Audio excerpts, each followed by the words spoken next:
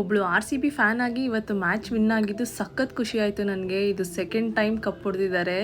So RCBಯನ್ಸ್ ಅಂತ prove ಆಗೋಯ್ತು.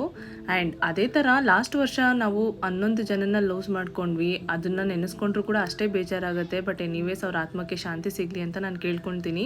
ನಮಸ್ಕಾರ ಎಲ್ರಿಗೂ. ಇವತ್ತು ಸಂಡೇ ಬೆಳಗ್ಗೆಯಿಂದನೇ ತುಂಬ ಹೆಕ್ಟಿಕ್ ಆಗಿತ್ತು ನನ್ನ ಸ್ಕೆಡ್ಯೂಲು. ಯಾಕಂದರೆ ಹಿಂದಿನ ದಿನ ರಾತ್ರಿನೇ ತುಂಬ ಪ್ರೀ ಆರ್ಡರ್ಸ್ನ ತೊಗೊಂಡ್ಬಿಟ್ಟಿದ್ದೆ. ಒಬ್ಬೊಬ್ರಿಗೂ ಒಂದೊಂದು ಐಟಮ್ ಬೇಕಾಗಿತ್ತು. ಡಿಫ್ರೆಂಟಾಗಿ egg curry, chapati, biryani, mutton sambar ಅಂತ ತುಂಬ ಐಟಮ್ಸ್ ಆರ್ಡರ್ ತೊಗೊಂಡಿದ್ದೆ.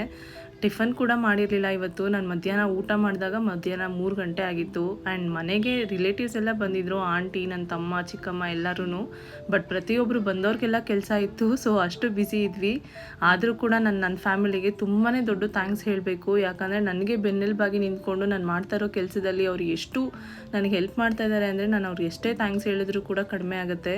ಅದರಲ್ಲೂ ನನ್ನ ಮಮ್ಮ ಮತ್ತು ನನ್ನ ಹಸ್ಬೆಂಡ್ ಮೇಜರ್ ರೋಲೇ ಪ್ಲೇ ಮಾಡ್ತಾ ಇದ್ದಾರೆ ಇದರಲ್ಲಿ. ಅಷ್ಟು ಹೆಲ್ಪ್ ಮಾಡ್ತಾರೆ. ಅವರಿಲ್ಲ ಅಂದರೆ ನಾನು ಇದನ್ನು ಮಾಡೋಕ್ಕೆ ಆಗ್ತಾ ಇರಲಿಲ್ಲ ಅನಿಸುತ್ತೆ. ಸೊ ಅವ್ರಿಗೂ ಕೂಡ ಈ ವಿಡಿಯೋ ಮೂಲಕ ನಾನು ಥ್ಯಾಂಕ್ ಯು ಹೇಳ್ತೀನಿ. ಆ್ಯಂಡ್ ನಾನು ಮಟನ್ನ ಮತ್ತು ಫಿಶ್ ಐಟಮ್ಸ್ನ ಕೂಡ ಪ್ರೀ ಆರ್ಡರ್ಸ್ನ ತೊಗೊಳ್ತೀನಿ. ಯಾರಿಗಾದ್ರೂ ರಿಕ್ವೈರ್ಮೆಂಟ್ ಇದ್ದರೆ ನನಗೆ ಒಂದಿನಕ್ಕೆ ಮುಂಚೆನೇ ಹೇಳಿ, ನಾನು ರೆಡಿ ಮಾಡಿ ಡೆಲಿವರಿನ ಅರೇಂಜ್ ಮಾಡ್ತೀನಿ.